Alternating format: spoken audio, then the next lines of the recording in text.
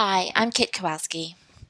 Today I'm going to be reading from an article that appeared earlier this week in the Lancet Child and Adolescent Health.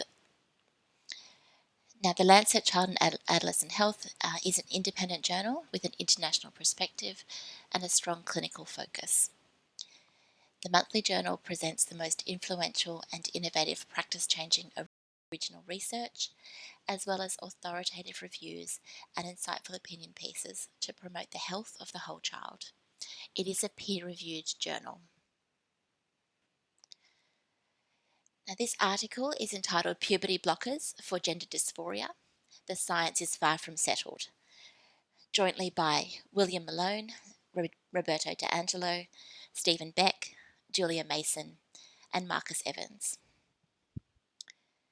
The editorial in the Lancet Child and Adolescent Health stated that trans youth have the right to the same health and well-being as all humans.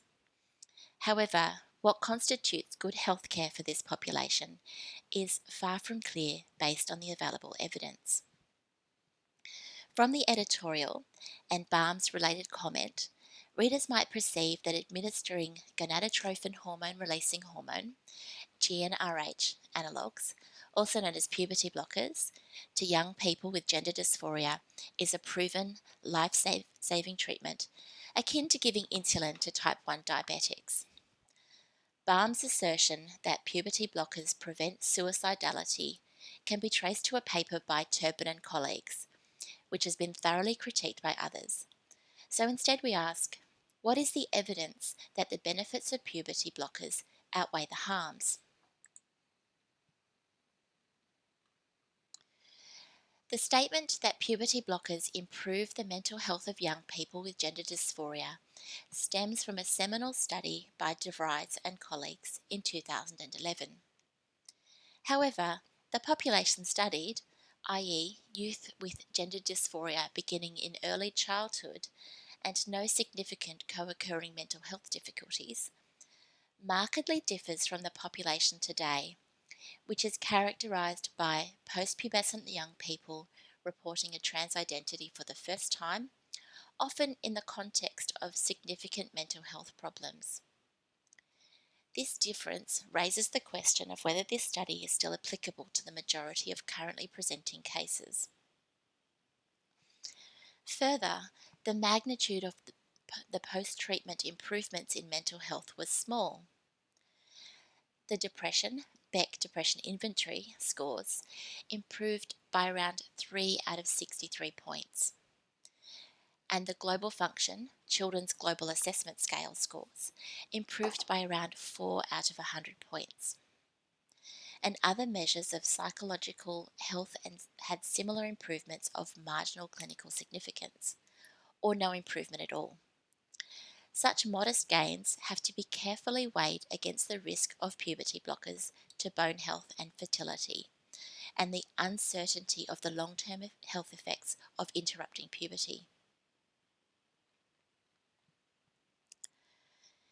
The absence of a control group in De Vries' study made it impossible to determine whether the reported psychological improvements were related to medical interventions or the psychological interventions that all study participants received, or other factors such as time. A study of 14 young people with gender dysphoria who were rejected from puberty suppression due to psychological or environmental factors found that at follow-up 1 to 7 years after the original application, 11 of 14 did not feel any regret about not undergoing gender confirmation. This result is significant because most youth who receive puberty blockers proceed to the full medical protocol of gender-affirming care. For example, one UK study showed that 98% of 44 patients aged 12 to 15 years proceeded to start hormone therapy after 3 years of taking puberty blockers. This same study, which to date is the only attempt to replicate De Vries and colleagues, found, quote, no evidence of change in psychological function with GnRHA treatment, including measures of distress and self-harm. There is growing acknowledgement worldwide that the practice of providing gender-affirming care for youth is far from settled science. A systematic review by UK's National Institute for Health and Care Evidence found that in youth with gender dysphoria, there was little change with GnRH analogues from baseline to follow-up in gender dysphoria, mental health, body image, and psychosocial impact.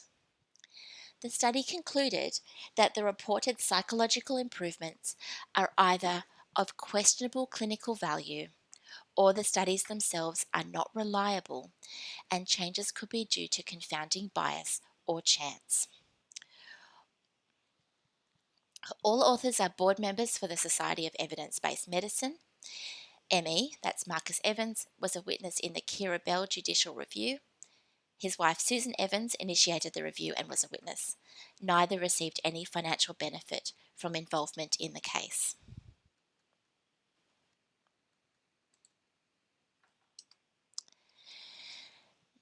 Now there are a list of references here, and these are references to the studies that they looked at in order to write this paper.